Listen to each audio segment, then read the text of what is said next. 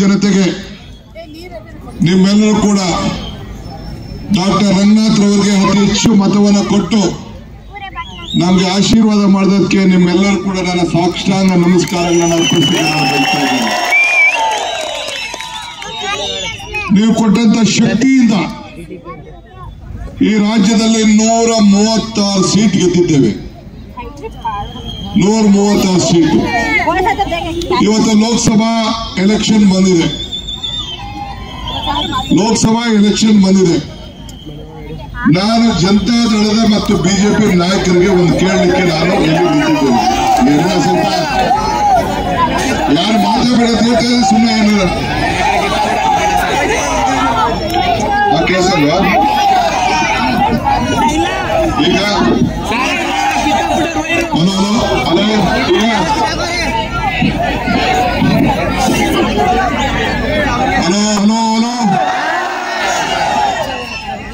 ಈಗ ಲೋಕಸಭಾ ಎಲೆಕ್ಷನ್ ಬಂದಿದೆ. ಲೋಕಸಭಾ ಎಲೆಕ್ಷನ್ಗೆ ನಾನು ಬಿಜೆಪಿ ಮತ್ತು ನನ್ನ ಜನತಾದಳ ಸ್ನೇಹಿತರಿಗೆ ಒಂದು ಮಾತು ಕೇಳ್ತಾ ಇದ್ದೀನಿ. ನೋಡಿ, ಇದು ಎಲೆಕ್ಷನ್ ಅಂದ್ರೆ ಪ್ರಜಾಪ್ರಭುತ್ವದ ಹಬ್ಬ. ಮತದಾರರು ತೀರ್ಮಾನ ಮಾಡಬೇಕು.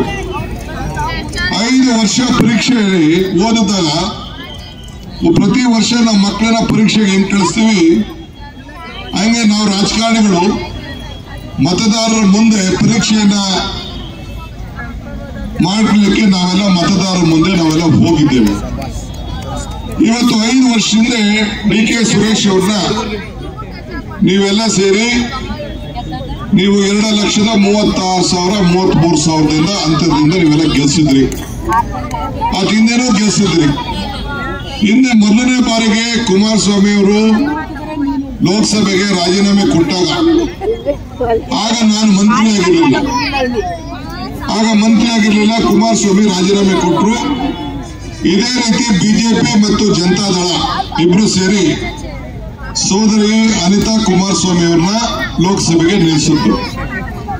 ಆಗ ನೀವೆಲ್ಲ ತೀರ್ಮಾನ ಮಾಡಿ ಈ ಕ್ಷೇತ್ರದ ಮಹಾಜನತೆ ಕೂಡ ಆಶೀರ್ವಾದ ಮಾಡಿ ಸುರೇಶ್ ಅವರಿಗೆ 1,31,000 ತಾವೆಲ್ಲ ಗೆಲ್ಸಿದ್ರಿ.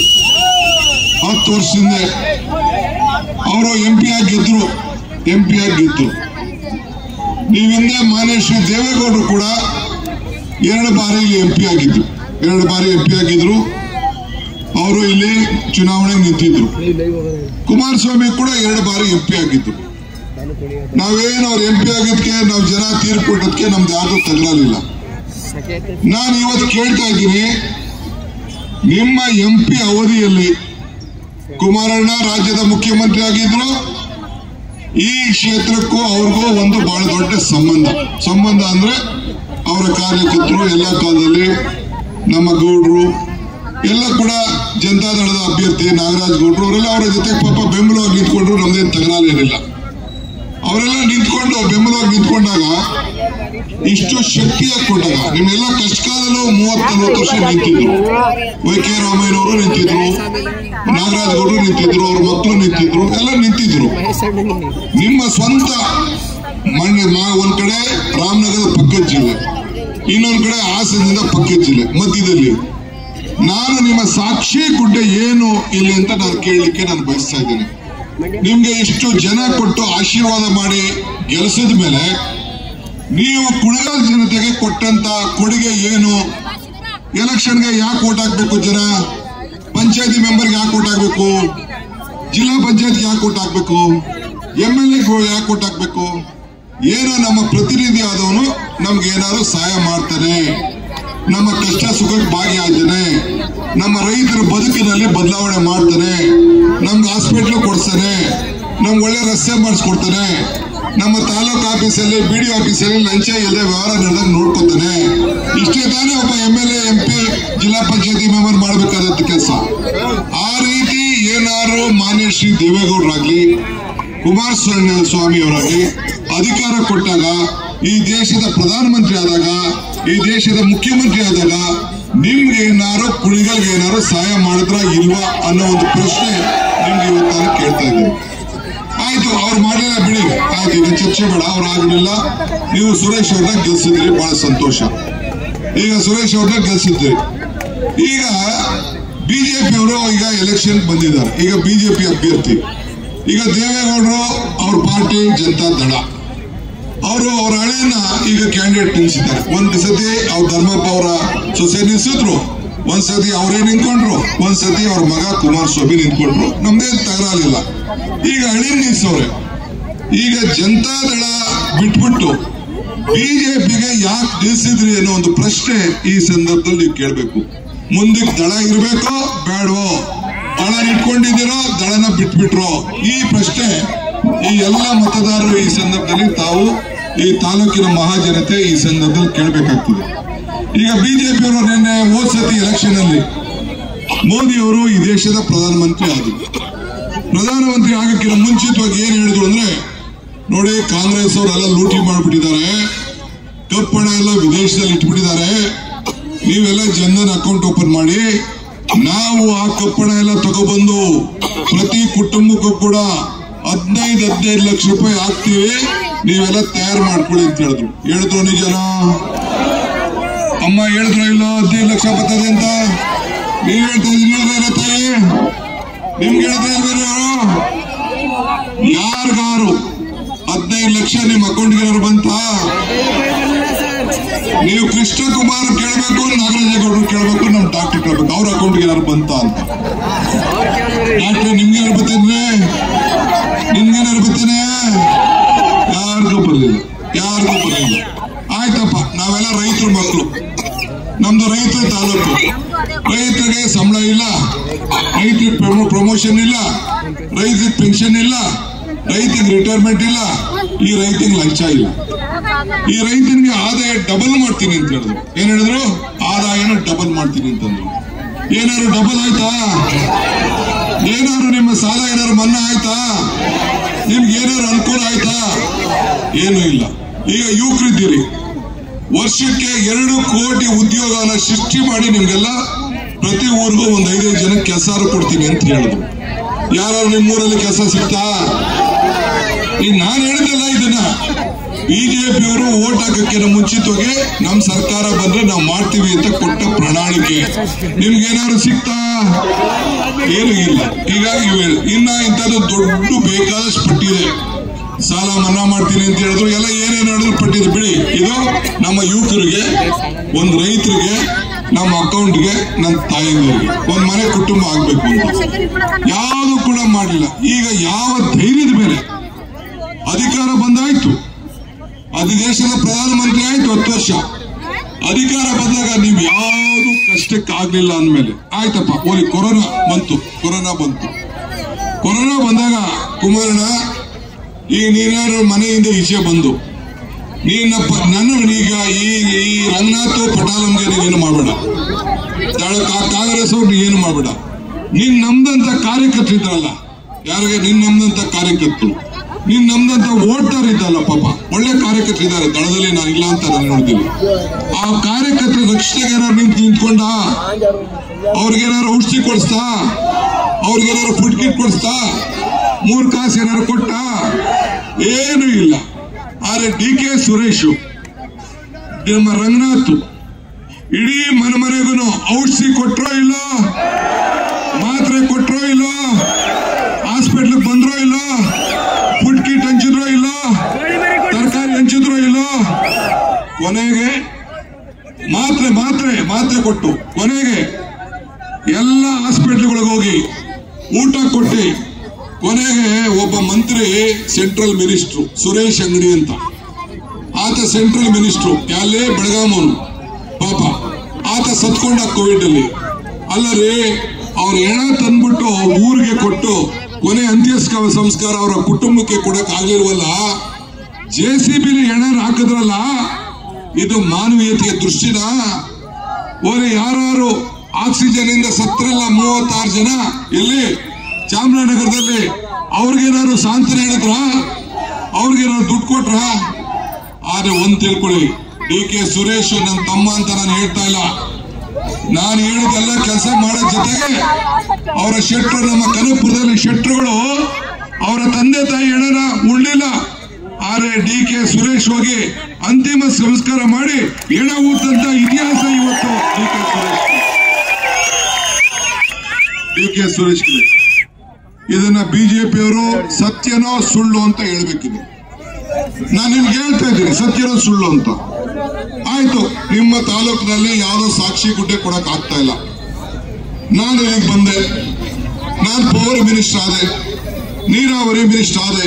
ನಾನು ಹೇಳಿದೆ ನಿಮ್ಗೆ, ನೋಡ್ರಿ, ನನ್ನ ನಂಬಿ ನಾನು ನಿಮ್ಮ ಋಣ ತೀರಿಸ್ತೀನಿ, ನಿಮ್ ಸೇವೆ ಮಾಡ್ತೀನಿ. ಈ ಡಾಕ್ಟರ್ ಓಟ್ ಹಾಕಿ, ಸುರೇಶ್ ಓಟ್ ಹಾಕಿ ಅಂತ ಹೇಳಿದೆ. ನನ್ನ ಜನ 8 ಬಾರಿ ವಿಧಾನಸಭೆಯಲ್ಲಿ ಕಳಿಸ್ಕೊಟ್ಟಿದ್ದಾರೆ. ನಾನು ನನ್ನ ಕ್ಷೇತ್ರ ನಾನು ನೋಡ್ಕೋತಾ ಇಲ್ಲ. ನಾನು ಎಲ್ಲ ಕಡೆ ರಾಜ್ಯ ಎಲ್ಲ ಕಡೆ ತೀರ್ಕೊಂಡು ಕೂತಿದ್ದೀನಿ, ಅರ್ಜಿ ಹಾಕೋದಿನ ಹೋದೆ, ಕೊನೆಗೆ ಒಂದಿನ ಹೋದೆ. 1,23,000 ಅಂತರದಿಂದ ಇಡೀ ರಾಜ್ಯದಲ್ಲಿ ಗೆಲ್ಸಿದ್ರು. ಎಷ್ಟನೇ ಬಾರಿ ಗೆಲ್ಸಿದ್ರು? 8ನೇ ಬಾರಿ ಗೆಲ್ಸಿದ್ರು. 8ನೇ ಬಾರಿ ಗೆಲ್ಸಿದ್ರು. ಯಾರು ಅದಕ್ಕೆ ಕಷ್ಟಪಟ್ಟವರು?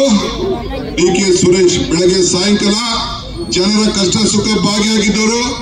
ನರೇಗಾ ವಿಚಾರದಲ್ಲಿ ಇಡೀ ದೇಶದಲ್ಲಿ ಅತಿ ಹೆಚ್ಚು ಹಣವನ್ನು ತಂದು ನಮ್ಮ ತಾಲೂಕಿನಲ್ಲಿ, ನಮ್ಮ ಜಿಲ್ಲೆಯಲ್ಲಿ ಖರ್ಚು ಮಾಡಿದೆ ಅಂತ ಹೇಳಿ ಈ ರಾಷ್ಟ್ರದ ಪ್ರಧಾನಮಂತ್ರಿಗಳು ಅವರಿಗೆ ಸರ್ಟಿಫಿಕೇಟ್ ಕೊಟ್ಟರು. ಇವತ್ತು ನಾವು ಈ ರೀತಿ ಮಾಡಿದ್ದೇವೆ ನಿಮ್ ತಾಲೂಕಿಗೆ. ಈಗ ರಂಗನಾಥ್ ಹೇಳ್ತಾ ಇದ್ರು, ನಾನು ಪವರ್ ಮಿನಿಸ್ಟರ್ ಆಗಿದ್ದೆ. ನೀವು ಪಕ್ಕದಲ್ಲಿ ಹಾಸನ ಜಿಲ್ಲೆ ಇದೆ, ಈ ಕಡೆ ತುಮಕೂರಲ್ಲಿ ಬೇರೆ ತಾಲೂಕಿದೆ, ಈ ಕಡೆ ಮದ್ದೂರಿದೆ, ಈ ಕಡೆ ಇನ್ನೊಂದಿದೆ, ಹಾಸನ ಎಲ್ಲ ಕಡೆ ಇದೆ. ಪ್ರತಿಯೊಬ್ಬ ರೈತರಿಗೆ ನಮ್ಮ ಲೋಕಸಭಾ ಕ್ಷೇತ್ರದಲ್ಲಿ ಒಬ್ಬೊಬ್ಬ ರೈತರಿಗೆ, ಇಬ್ಬಿಬ್ರು ರೈತರಿಗೆ ಸೇರಿ ಹೈ ವೋಲ್ಟೇಜ್ ಡಿಸ್ಟ್ರಿಬ್ಯೂಷನ್ ಸಿಸ್ಟಮ್ ಅಂತೇಳಿ ಒಬ್ಬೊಬ್ರು ಒಂದು ಟ್ರಾನ್ಸ್ಫಾರ್ಮರ್ ಹಾಕಿದಿರಲ್ಲ. ಇಡೀ ದೇಶದಲ್ಲಿ ಎಲ್ಲರಿಗೆ, ಇಡೀ ದೇಶದಲ್ಲಿ ನಾನು, ನನ್ನ ರೈತರು ನನ್ನ ಕೈ ಹಿಡಿದಿದ್ದಾರೆ, ನನಗೆ ಪ್ರಾಣ ಕೊಟ್ಟಿದ್ದಾರೆ, ತ್ಯಾಗ ಮಾಡಿದ್ದಾರೆ, ನನ್ನ ನಂಬಿದ್ದಾರೆ. ನನಗೆ ಸರ್ವಜ್ಞನ ಒಂದು ಮಾತು ನನಗೆ ನೆನಪರ್ತದೆ. ಸರ್ವಜ್ಞ ಒಂದ್ ಕಡೆ ಒಂದು ಮಾತು ಹೇಳ್ತಾನೆ, ನಿಂಬೆಗಿನ್ ಮುಳಿ ಇಲ್ಲ, ದುಂಬಿಗಿನ್ ಕರಿ ಇಲ್ಲ, ಶಂಭುಕ್ಕಿನ ಅಧಿಕ ದೇವರಿಲ್ಲ, ನಂಬಿಕೆಗಿನ್ನ ದೊಡ್ಡ ಗುಣ ಇಲ್ಲ. ಅಂದ್ರೆ ಎಲ್ಲಾ ಹುಳಿಗಳಿಗೂ ಶ್ರೇಷ್ಠವಾದಂತ ಹುಳಿ ನಿಂಬೆ ಹುಳಿ ಐತೆ. ದುಂಬಿಗಿನ್ನ ಕಪ್ಪು ಶ್ರೇಷ್ಠವಾದದ್ದು ನಮ್ಮ ಕೂದಲು, ಮೈಕಲಿ, ಬಟ್ಟೆಲೆಲ್ಲ ಇದೆಯಂತೆ. ಹಳ್ಳಿಲಿ ದುಂಬಿ ಓಡ್ತಾ ಇದ್ದಲ್ಲ, ಕಪ್ಪು ಗ್ಲಾಸ್ ಹೊಡೆದಂಗೆ ಹೊಡಿತಾ ಇದ್ದೆ. ಶಂಭುಕ್ಕಿನ ಅಧಿಕ ದೇವರಿಲ್ಲ, ಶಿವ. ನಮ್ಮ ಹಿಂದೂ ಧರ್ಮದಲ್ಲಿ ಅವನಕಿನ್ನ ದೊಡ್ಡ ದೇವರು ಪರಮೇಶ್ವರ ಅಂತೆ, ಶಂಭು ಅಂತ ಕರೀತಾರೆ. ಅದಾದ ಮೇಲೆ ಕೊನೆಯ ದೊಡ್ಡ ಗುಣ ಯಾವುದೋ ನಂಬಿಕೆ. ಹಂಗೆ ನನಗೆ ಈ ಕುಣಗಲ್ ಮಹಾಜನತೆ ಬಗ್ಗೆ, ನನ್ನ ತಾಯಿದಿರ ಬಗ್ಗೆ, ನನ್ನ ರೈತರ ಬಗ್ಗೆ ಪಕ್ಷ ಭೇದವನ್ನು ಮರೆತುಬಿಟ್ಟು ನಾನು ನಂಬಿಕೆಯಿಂದ ಬಂದಿದ್ದೇನೆ. ಇವತ್ತು ನಾನು ಕುಮಾರಸ್ವಾಮಿ ಅವ್ರನ್ನ ರಾಜ್ಯದ ಮುಖ್ಯಮಂತ್ರಿ ಮಾಡಬೇಕು ಅಂತೇಳಿ ಬರೀ 38 ಸೀಟ್ ಇತ್ತು.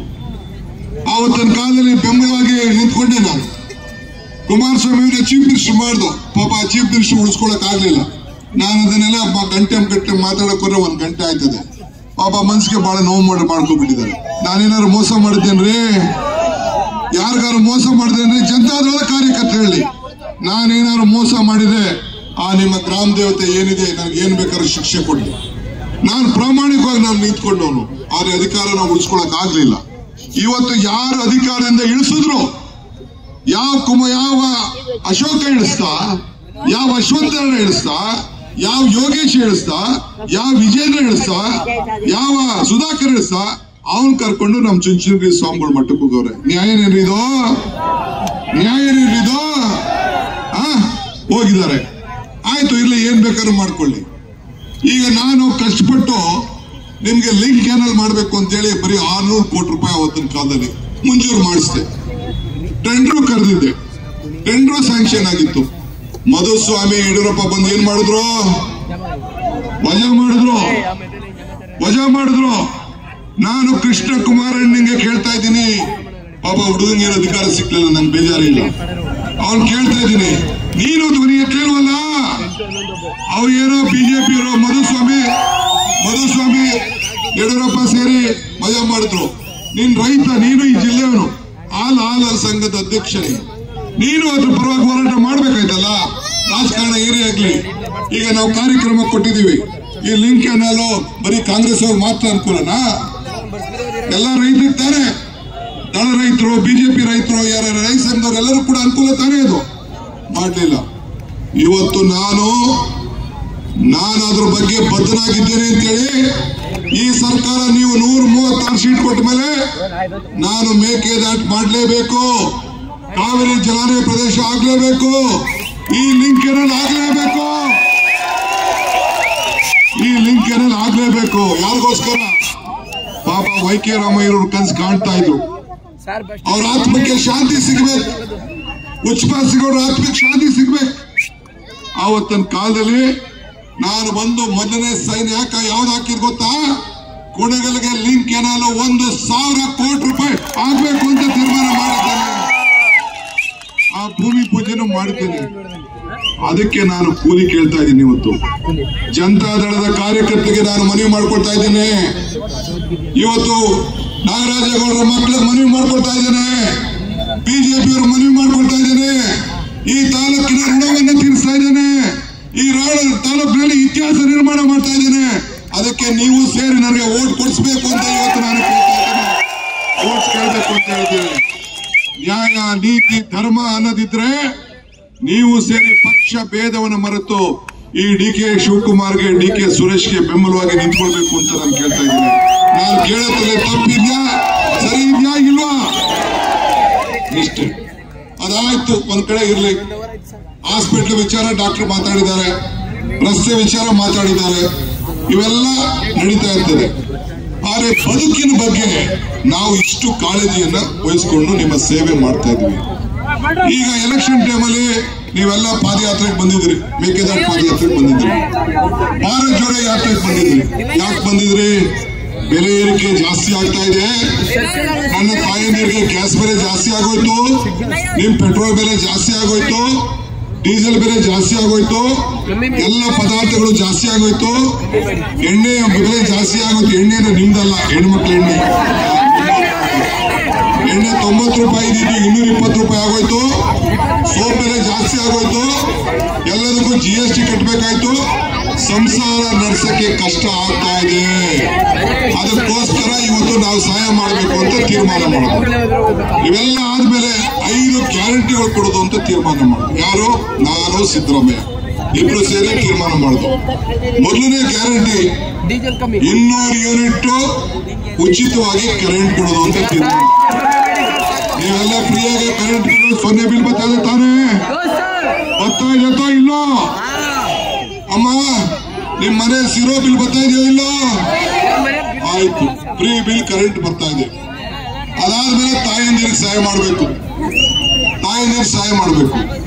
2,000 ರೂಪಾಯಿ ಗೃಹಲಕ್ಷ್ಮಿ, ಇದು ಕರೆಂಟು ಗೃಹ ಜ್ಯೋತಿ, ಇನ್ನೊಂದು ಗೃಹಲಕ್ಷ್ಮಿ. 2,000 ರೂಪಾಯಿ ಕೊಡೋದು ಅಂತ 1,19,00,000 ಜನರಿಗೆ, ತಾಯಂದಿರಿಗೆ. ಏನ್ ಯಡಿಯೂರಪ್ಪ ಕುಮಾರಸ್ವಾಮಿ ಏನ್ ಹೇಳ್ಬಿಟ್ಟು ಗೊತ್ತೋ? ಅತ್ತೆ ಸೊಸೆಗೆ ತಂದು ಹಾಕ್ಬಿಟ್ಟವ್ರೆ ಅಂತ. ಏನಮ್ಮ, ಯಾರು ಕಿತ್ತಾಡಿದ್ರಿ? ನಮ್ಮ ಅತ್ತೆ ಸೊಸೆ ಕಿತ್ತಾಡಿದ್ರೇನಮ್ಮ? ಕಿತ್ತಾಡಿದ್ರೆ ಯಾರು? ನೀವ್ ಹೇಳ್ಬಿಡು, ಅವ್ರು ಹೇಳ್ಬೇಕು. ಅವ್ರು ಕಿತ್ತಾಡಿದ್ರೆ ಅವ್ರು ಕಿತ್ತಾಡ್ತಾರೆ. ಇವ್ನು ಯಾರು? ನೀವ್ ಯಾವನ್ ಮಾತಾಡ್ತಾರೆ? ತಾಯಿ ಏನಮ್ಮ? ಯಾರು ಇಲ್ಲ. ಯಾಕೆ? 2,000 ರೂಪಾಯಿ ಬರ್ತಾ ಇದೆಯೋ ಇಲ್ಲ? ಅಮ್ಮ, 2,000 ಬರ್ತಾ ಇದೆಯಲ್ಲ? ಈಗ ಹೆಣ್ಮಕ್ಳಿಗಾಗಲಿ ನಿಮ್ ಮನೇಲಾಗ್ಲಿ 2,000 ರೂಪಾಯಿ ಬರ್ತಾ ಇದೆ ಅಂತ ಕೈ ಎತ್ತಿ ಇಲ್ಲ, ಕೈ ಎತ್ಬೇಡಿ. 95 ಭಾಗ ಕೈ ಎತ್ತವ್ರೆ, ಎಲ್ಲ ಕೈ ಎತ್ತವ್ರೆ. ಆಯ್ತು. ಶಕ್ತಿ ಯೋಜನೆ ಹೆಣ್ಮಕ್ಳಿಗೆ, ಹೆಣ್ಣು ಕುಟುಂಬದ ಕಣ್ಣು. ಎಲ್ಲ ನಮ್ಮ ತಾಯಂದಿರು ಬೆಂಗಳೂರಿಗೆ ಹೋಗ್ಲಿ, ತುಮಕೂರ್ಗೆ ಹೋಗ್ಲಿ, ಧರ್ಮಸ್ಥಳಕ್ಕೆ ಹೋಗ್ಲಿ, ಚಾಮುಂಡಿ ಬೆಟ್ಟಕ್ಕೆ ಹೋಗ್ಲಿ, ಮೈಸೂರಿಗೆ ಹೋಗ್ಲಿ, ದಸರಕ್ಕೆ ಹೋಗ್ಲಿ, ಯಾರು ಈ KSRTC ಬಸ್ಸು ಕೆಂಬಸ್ಸಲ್ಲಿ ದುಡ್ಡು ಕಟ್ಟಂಗಿಲ್ಲ, ಯಾರು ಕಟ್ಟಂಗಿಲ್ಲ. ನಿಜನ ಸುಳ್ಳು?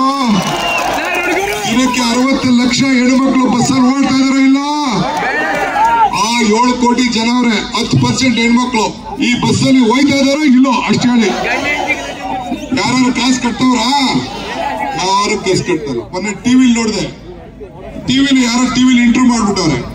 ಎಲ್ಲ ಹೆಣ್ಮಕ್ಳು ಹೇಳ್ತಾರೆ, ಯಾರಿಗಮ್ಮ ಓಟ್ ಹಾಕ್ತಿ ಅಂತ ಅಂದ್ಬಿಟ್ಟು ಈ ಇಂಗ್ಲಿಷ್ ಟಿವಿಲಿ ಅವ್ರು ಹೇಳ್ತಾರೆ, ನಾವು ಕಾಂಗ್ರೆಸ್ ಅಂತ ಹೇಳ್ತಾರೆ. ಅಲ್ಲಿ ಯಾರೋ ಒಂದ್ ಹೆಣ್ಮಕ್ಳು, ಇಲ್ಲ ನಾವು ಮೋದಿ ಅಂತ ಹೆಣ್ಮಕ್ಳು ಎಳ್ದಾಕ್ಬಿಟ್ಟು, ಕೆಳಗಡೆ ಇಳಿ, ನೀನು ಬಸ್ಸಿಂದ ಕೆಳಗಡೆ ಇಳಿ ಅಂತ ಹೇಳಿಸ್ತವ್ರು. ಅಂದ್ರೆ ಅಷ್ಟು ಜನ ನಮ್ಮ ತಾಯಂದಿರಿಗಿದೆ. ಇವತ್ತು ಒಂದ್ ಕಡೆ ಶಕ್ತಿ, ಒಂದ್ ಕಡೆ ಗೃಹ ಜ್ಯೋತಿ, ಒಂದ್ ಕಡೆ ಗೃಹಲಕ್ಷ್ಮಿ, ಆಮೇಲೆ 10 kg ಅಕ್ಕಿ ಅಂತ ಅನೌನ್ಸ್ಮೆಂಟ್ ಮಾಡಿದ್ರು. 10 kg ಅಕ್ಕಿ ಅನೌನ್ಸ್ಮೆಂಟ್ ಮಾಡಿದ್ರೆ ಡೆಲ್ಲಿ ಅವ್ರು ದುಡ್ಡು ಕೊಡ್ಲಿಲ್ಲ, ಅಕ್ಕಿ ಕೊಡ್ಲಿಲ್ಲ. ಅದಕ್ಕೆ 5 kg ಅಕ್ಕಿ, 5 kg ದುಡ್ಡು ಕೊಡ್ತಾ ಇದೀವೋ ಇಲ್ಲೋ? ನಿಮ್ಮ ಅಕೌಂಟ್ಗೆ ಕೊಡ್ತಾ ಇದೀವೋ ಇಲ್ಲೋ?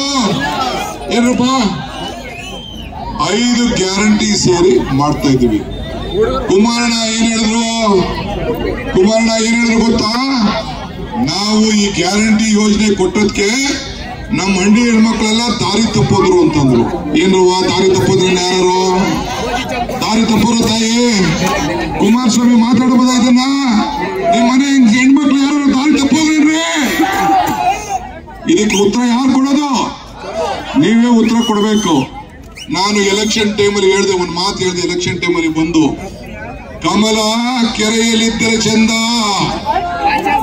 ಕೆನೆ ಹೊಲದಲ್ಲಿದ್ದರೆ ಚಂದ, ಈ ದಾನ ಧರ್ಮ ಮಾಡುವ ಕೈ ಅಧಿಕಾರದಲ್ಲಿ ಮಾತ್ರ ಚಂದ. ಯಾವ ಕೈ? ನಿಮ್ ಕೈ ಅಧಿಕಾರದಲ್ಲಿ ಮಾತ್ರ ಚಂದ ಅಂತ ಹೇಳಿದೆ. ಅಧಿಕಾರ ಬಂದದ್ಕೆ ಈ ದಾನ ಧರ್ಮ ಮಾಡುವ ಕೈ ಏನಾಯ್ತು? ಮೊದಲನೇ ದಿನ ನಾನು, ಡಾಕ್ಟರ್ ಪರಮೇಶ್ವರ್, ಸಿದ್ದರಾಮಯ್ಯ, ಚಲುವರಾಯಸ್ವಾಮಿ ನಾವೆಲ್ಲ ಕ್ಯಾಬಿನೆಟ್ ಒಳಗಡೆ ಹೋಗಿ ಒಂದೇ ದಿನ ತೀರ್ಮಾನ ಮಾಡಿ, ಜಮೀರು ನಾವೆಲ್ಲ ಹೋಗಿ ಕ್ಯಾಬಿನೆಟ್ ದಿನ ಒಂದೇ ದಿನ ಮೊದಲನೇ ಕ್ಯಾಬಿನೆಟ್ ನಲ್ಲಿ 5 ಗ್ಯಾರಂಟಿಗಳನ್ನ ಅನುಷ್ಠಾನಕ್ಕೆ ತರಬೇಕು ಅಂತ ಹೇಳಿ ತೀರ್ಮಾನವನ್ನು ಮಾಡಿದ್ರು. ಇವತ್ತು ಎಂತ ಆತ್ಮವಿಶ್ವಾಸದಿಂದ ಬಂದಿದ್ದೀನಿ ನಾನು ಇಲ್ಲಿಗೆ ಅಂತಂದ್ರೆ, ಕೊಟ್ಟ ಮಾತನ್ನ ಉಳಿಸ್ಕೊಂಡಿದ್ದೇನೆ. ಬಸವಣ್ಣನ ನಾಡಿನಲ್ಲಿ ಇದ್ದೇನೆ, ನುಡಿದಂತೆ ನಡೆದಿದ್ದೇವೆ, ಕೊಟ್ಟ ಮಾತನ್ನ ಉಳಿಸ್ಕೊಂಡಿದ್ದೇವೆ. ಇವತ್ತು ಈ 5 ಬೆರಳು ಸೇರಿ ಈ ಕೈ ಮುಷ್ಟಿ ಆಯ್ತು.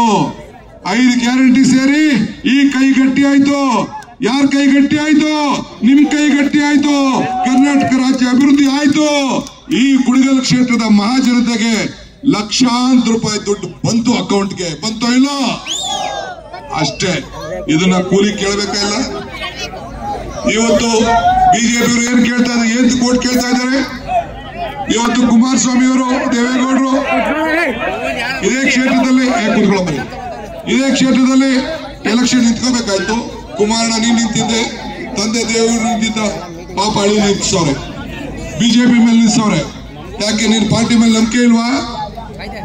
ನಿನ್ಗೆ ದಳ ಚಿಹ್ನೆ ನೇಗುತ್ತೆ ಹೆಣ್ಮಕ್ಳು, ಹೆಣ್ಮಕ್ಳ ಮೇಲೆ ನಂಬಿಕೆ ಇಲ್ವಾ ನಿನ್ಗೆ? ನಿನ್ ಪಾರ್ಟಿ ಬೇಡವಾ ನಿನ್ಗೆ? ಇವತ್ತು ಹೋಗಿ ನೀನ್ ಅಳಿನ ಬಿಜೆಪಿಗೆ ನಿಲ್ಸಿದ್ಯಾ ಅಂತಂದ್ರೆ ಬಿಟ್ಕೊಟ್ಬಿಡೋ. ಇವ್ರಿಗೆ ನಮ್ಮ ಬಿಜೆಪಿ ಕೃಷ್ಣ ಕುಮಾರ್ಗೆ ಸೀಟು ಯಾರು ಬೇಡ ಅಂತ ಹೇಳ್ತಾರೆ. ಇವತ್ತು ಅದು ಬಿಟ್ಟು ಅಳಿಯ ಇಲ್ಲಂತೆ, ಮಗ ಇದ್ರಲ್ಲಂತೆ. ನನಗೆ ಗೌರವ ಇದೆ, ವೈಯಕ್ತಿಕವಾಗಿ ಗೌರವ ಇದೆ. ಕುಮಾರಸ್ವಾಮಿ ಮಂಡ್ಯ ಅಂತೆ, ಹಾಸನದಲ್ಲಿ ಮೊಮ್ಮಗ ಅಂತೆ. ನಾನು ಎಲ್ಲಾ ಕಡೆ ಪ್ರವಾಸ ಮಾಡಿದ್ದೀನಿ.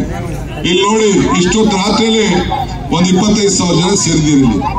25,000 ಜನ ನನ್ನ ಕಣ್ಣಲ್ಲಿ ಕಾಣ್ತಾ ಇದ್ದೀನಿ. 25,000 ಜನ ಕಾಣ್ತಾ ಇದ್ದೀನಿ ನನ್ನ ಕಣ್ಣಿಗೆ. ಇವತ್ತು ನಿಮ್ಗೆ ನಾನು ಕೇಳೋದು ಇಷ್ಟೇ, ಮುಂದಕ್ಕೆ ಹೇಳ್ತಾ ಇದ್ದೀನಿ ಕೇಳಿ. ಎಲ್ಲ ಕಡೆ ಪ್ರವಾಸ ಮಾಡಿದ್ದೀನಿ. ಮಂಡ್ಯನೂ ಗೆಲ್ಲದಿಲ್ಲ, ಹಾಸನೂ ಗೆಲ್ಲದಿಲ್ಲ, ಬೆಂಗಳೂರು ಗ್ರಾಮಾಂತರ ಗೆಲ್ಲದಿಲ್ಲ, ಕೋಲಾರು ಗೆಲ್ಲದಿಲ್ಲ. ಬರೆದು ಮಾಡಿಕೊಳ್ಳ್ರಿ.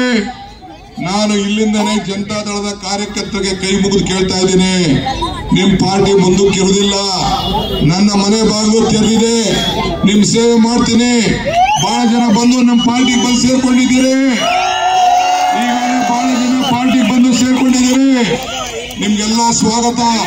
ಹೊಸಬ್ರು ಹಳಬ್ರು ನಾನಲ್ಲದೆ ಒಟ್ಟಿಗೆ ಎಲ್ಲಾನು ತೆಗೆದುಕೊಂಡು ಹೋಗ್ತೇನೆ. ದಯವಿಟ್ಟು ಈ DK ಸುರೇಶ್ ಹೋರಾಟ ಮಾಡ್ತಾ ಇದ್ದಾರೆ. ಯಾರಿಗೋಸ್ಕರ ಹೋರಾಟ ಮಾಡ್ತಾ ಇದ್ದಾರೆ? DK ಸುರೇಶ್ ಯಾರಿಗೋಸ್ಕರ ಹೋರಾಟ ಮಾಡ್ತಾ ಇದ್ದಾರೆ? ನಿಮಗೋಸ್ಕರ. ನಮ್ಮ ತೆರಿಗೆ, ನಮ್ಮ ಹಕ್ಕು, ನಮ್ಮ ರಾಜ್ಯದ ಹಿತಕ್ಕೆ ಹೋರಾಟ ಮಾಡ್ತಾ ಇದ್ದಾರೆ. ಇಲ್ಲ ಒಂದು ದಿನ ಇವತ್ತು ಮೇಕೆದಾಟು ಯಾರಿಗೆ ಅನುಕೂಲ? ನಮ್ಮ ಕಾವೇರಿ ಜನ ಪ್ರದೇಶಕ್ಕೆ ತಾನೇ ಅನುಕೂಲ. ಹೋರಾಟ ಮಾಡ್ತಾ ಇದ್ದಾರೆ. ಪ್ರಧಾನಮಂತ್ರಿ ಈಗ ಈಗ ಕುಮಾರಸ್ವಾಮಿಯವರು ಜನತಾದಳದಲ್ಲಿ ಇಲ್ಲಿ ನಿಂತ್ಕೋಬಹುದಾಗಿತ್ತು. ಅವ್ರ ಅಳಿನ ಈಗ ನಿಲ್ಸವ್ರೆ. ನಾನು ಎಲ್ಲ ಕಡೆ ಪ್ರವಾಸ ಮಾಡಿ ನೋಡಿದ್ದೀನಿ. ಇಲ್ಲಿ ಯಾವ ರೀತಿ ಜನ ಒಳ್ಳೆನರಸೀಪುರಕ್ಕೆ ಹೋಗಿದ್ದೆ, ಇಲ್ಲಿ 2 ಜನ ಇತ್ತು. ಎಲ್ಲಿ ಹೊಳೆನರಸೀಪುರದಲ್ಲಿ ಎಲ್ಲ ಹೇಳಿದ್ರು. ಆಯ್ತು, ತೀರ್ಮಾನ ಜನ ಒಂದು ಬದಲಾವಣೆ ತರಬೇಕು ಅಂತ ತೀರ್ಮಾನ ಮಾಡಿದ್ರು. DK ಸುರೇಶ್ ನಿಮ್ಮೆಲ್ಲರೂ ಕೂಡ ನಿಮ್ಮ ಪ್ರಾಮಾಣಿಕವಾಗಿ ಹಗಲು ರಾತ್ರಿ ಸೇವೆ ಮಾಡೋದಕ್ಕೆ ನೀವು ಕೂಲಿ ಕೊಡಬೇಕೋ ಬೇಡವೋ ನೀವೇ ತೀರ್ಮಾನ ಮಾಡಬೇಕು. ಇವತ್ತು ನಮ್ಮ ರಾಜ್ಯದಲ್ಲಿ ಈ 5 ಗ್ಯಾರಂಟಿ ಕೊಟ್ಟಿದೀವಲ್ಲ, ಇಂಥ ಕೆಲಸ ಮಾಡಿದೀವಲ್ಲ, ಇಂಥ ಒಂದು ಏನಾರು ತಡೆದಾರು ಯಾರು ಮಾಡಿದಾರಾ? ನಿಮ್ಮ ಬದುಕಿಗೆ ಬದಲಾವಣೆ ತಂದಿದಾರಾ? ನಿಮ್ಗೆ ಕರೆಂಟ್ ವಿಚಾರದಲ್ಲಿ ಸಹಾಯ ಮಾಡಿದಾರಾ? ನಿಮ್ಗೆ ಏನಾರು ಕುಡಿಯೋ ಇದನ್ನ ನೀರಿನ ವಿಚಾರದಲ್ಲಿ ಏನಾರು ಇದನ್ನ ಲಿಂಕ್ ಏನಾರು ಮಾಡಿಸಿದ್ರಾ? ಚಾನಲ್ ಏನಾರು ಅಭಿವೃದ್ಧಿ ಮಾಡಿದ್ರಾ? ರಸ್ತೆಗಳೇನಾರು ಮಾಡಿದ್ರಾ? ಟ್ರಾನ್ಸ್ಫಾರ್ಮರ್ ಏನಾರು ಕೊಟ್ರಾ? ಹಾಸ್ಪಿಟಲ್ ಏನಾರು ಕಟ್ಟಿದ್ರಾ? ನಿಮ್ ಕಷ್ಟಕಾಲದಲ್ಲಿ ಏನಾರು ಆಗಿದ್ರಾ? ಮತ್ತೆ ನೀವು ತೀರ್ಮಾನ ಮಾಡಬೇಕು. ನಿಮ್ ಬಿಟ್ಟಿದೀವಿ. ನಾನು ಇಷ್ಟು ಹೇಳ್ತೀನಿ. ಇಷ್ಟಲ್ಲದೆ ಇಡೀ ದೇಶದಲ್ಲೇ ಎಲ್ಲೂ ಇಲ್ಲ 2,000 ಶಾಲೆಗಳು. ನೀವು ಕನಕಪುರಕ್ಕೆ ತಪ್ಪಬೇಕು, ಬೆಂಗಳೂರು ಬರೋದು ತಪ್ಪಬೇಕು, ಕುಣಗಲ್ ಬರೋದು ತಪ್ಪಬೇಕು. 3 ಪಂಚಾಯತಿ ಸೇರಿ ಒಂದೊಂದು ಸ್ಕೂಲು 10 ಕೋಟಿ ರೂಪಾಯಿ ಸ್ಕೂಲು. CSR ದುಡ್ಡಲ್ಲಿ, ಗವರ್ಮೆಂಟ್ ದುಡ್ಡು ಇಲ್ಲ. ನಾನು ಎಲ್ಲಾದ್ರೂ ಮಾತಾಡಿದ್ದೀನಿ. 2,000 ಸ್ಕೂಲು, ಒಂದೊಂದು ಸ್ಕೂಲು ಒಂದೊಂದು ಸಂಸ್ಥೆ ಅವರು ದತ್ತು ತಗೊಳ್ಳೋಂಥದ್ದು. ಈಗಾಗಲೇ ನಿಮ್ಮ ತಾಲೂಕಿನಲ್ಲಿ 5 ಸ್ಕೂಲ್ ಆಯ್ಕೆ ಮಾಡಿದ್ವಲ್ಲ, 5 ಸ್ಕೂಲ್ ಆಯ್ಕೆ ಮಾಡಿದ್ವಿ. ಫ್ರೀ ಬಸ್ಸು ಮಾಡಿದ್ವಿ 5 ಸ್ಕೂಲು. ಇಂಥದ್ದು ಯಾವ್ದಾರು ಒಂದು ವಿದ್ಯಾರ್ಥಿ ಏನಾರು ಕುಮಾರಣ್ಣ ಆಗ್ಲಿ ದೇವೇಗೌಡರಾಗ್ಲಿ ಯಾರು ಮಾಡಿದ್ರೇನ್ರಿ? BJP ಮಾಡಿದ್ರೇನ್ರಿ? ಯಾರಿಗೋಸ್ಕರ? ಮಕ್ಕಳು ಹಳ್ಳಿಗೆ. ಏಕೆಂದ್ರೆ ಬೆಂಗಳೂರು ಬಂದು ವಿದ್ಯಾಭ್ಯಾಸಕ್ಕೋಸ್ಕರ ಬರಬಾರ್ದು, ಕುಡಗಲ್ ಬರಬಾರ್ದು, ಆಸ್ತಿ ಬಿಟ್ಟು ಮಾರ್ಕೊಂಡು ಹೋಗಬಾರ್ದು ಅನ್ನೋ ದೃಷ್ಟಿಯಿಂದ ಇವತ್ತು ಮಕ್ಕಳಿಗೆ ಪಾಪ ತಂದೆ ತಾಯಿ ಒಂದು ಆಸೆ, ಮಗನ ಒಳ್ಳೆ ವಿದ್ಯಾಭ್ಯಾಸ. ಇವತ್ತು ನಿಮ್ ತಾಲೂಕಿನವರು ಮುದ್ದನ್ಮೇಗೌಡರು ಪಾಪ ನಂಬಿ BJPಗೆ ಹೋದ್ರು. ಏನಾಯ್ತು ಅಂತ ಕೊನೆಗೆ ತಪ್ಪಾಯ್ತು ಅಂತ ಬಂದು ನಾನು ಕೇಳ್ಕೊಂಡ್ರು. ಇದೇ ರಂಗನಾಥ್ ತಿಳ್ಕೊಂಡು ಕರ್ಕೊಂಡು ಬಂದ್ರು, ಪರಮೇಶ್ವರ್ ಕರ್ಕೊಂಡು ಬಂದ್ರು, ರಾಜಣ್ಣನ್ ಕರ್ಕೊಂಡು ಬಂದ್ರು. ನಾನು ಕ್ಷಮಿಸಿ ಮತ್ತೆ ಆಯ್ತು ನಮ್ಮ ಕುಣಗಲ್ಲವರು ಒಬ್ಬ ಪಾರ್ಲಿಮೆಂಟ್ ಹೋಗ್ಲಿ ಅಂತ ಹೇಳಿ ಇವತ್ತು ಅವ್ರಿಗೆ ಟಿಕೆಟ್ ಕೊಟ್ಟಿದ್ದೀವಿ. ನಾವು ಮಾನವೀಯತೆ ತೋರಿಸಿದ್ದೇವೆ. ಮಾನವೀಯತೆ ತೋರಿಸಿದ್ದು ಸರಿನಾ ತಪ್ಪು? ನಾನು ರಾಮಸಾವೇಗೌಡಂಗೂ ಹೇಳ್ದೆ, ಗೌಡ ಯಾಮಾನಕ್ಕೆ ಹೋಗ್ಬೇಡ, ದಾರಿ ತಪ್ಪಬೇಡ ಅಂತ. ಇರ್ಲಿ ಬಿಡಿ, ಅವನ ಅಡ್ಪಾಡು.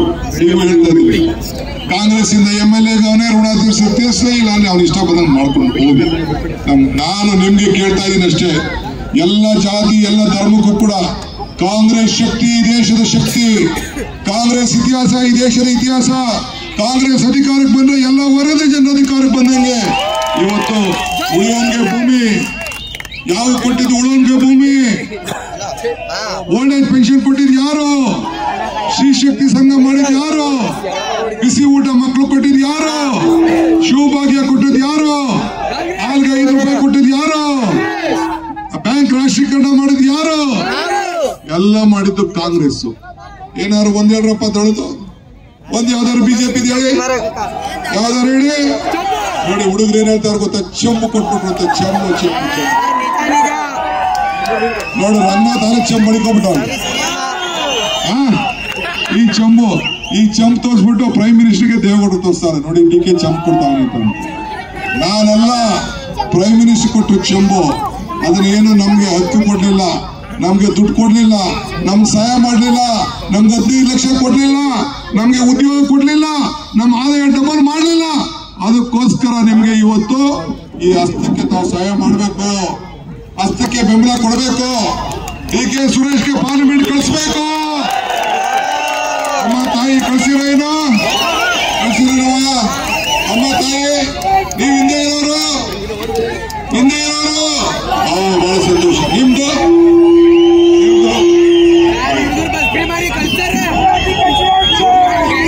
ಆಗ್ಬೋದಾ? ಸುರೇಶ್ನ ಗೆಲ್ಸ್ತೀರಾ? ಪಾರ್ಲಿಮೆಂಟ್ ಕಳಿಸ್ತೀರಾ? 2.5 ಲಕ್ಷಕ್ಕಿಂತ ಹೆಚ್ಚಿಗೆ ಲೀಡ್ ಕೊಡ್ತೀರಾ? ನೀವು ಡಾಕ್ಟರ್ ಮಂಜುನಾಥ್ಗೆ ಬಾಯ್ ಹೇಳ್ತೀರಾ? ಹೋಗಿ ಡಾಕ್ಟರ್ ಕೆಲಸ ಮಾಡ್ಕೊಂಡಿರಪ್ಪ ಆಗ್ಲಿಲ್ಲ, ಅಳಿಯ ಮಾಡಕ್ ಆಗ್ತದೇನ್ರಿ? ಆಗುದಿಲ್ಲ. ದಯವಿಟ್ಟು ತಮ್ಮ ಕೇಳ್ತಾ ಇದ್ದೀನಿ, ತಮ್ಮೆಲ್ಲರ ಪಾದಗಳಿಗೆ ನನ್ನ ನಮಸ್ಕಾರ. ಈ DK ಸುರೇಶ್ಗೆ, ಈ DK ಶಿವಕುಮಾರ್ಗೆ ನೀವು ಆಶೀರ್ವಾದ ಮಾಡಬೇಕು. ನಮಸ್ಕಾರ, ನಾನು ನಿಮ್ಮ ಪ್ರೀತಿಯ ಡಾಕ್ಟರ್ ಶ್ರಾವ್ಯ ಎಸ್ ರಾವ್. ನೀವು ಭಾವಸಿಂಚನ ಯೂಟ್ಯೂಬ್ ಚಾನೆಲ್ಗೆ ಸಬ್ಸ್ಕ್ರೈಬ್ ಆಗಿಲ್ಲ ಅಂದರೆ ಇವತ್ತು ಸಬ್ಸ್ಕ್ರೈಬ್ ಆಗಿ. ಧನ್ಯವಾದಗಳು.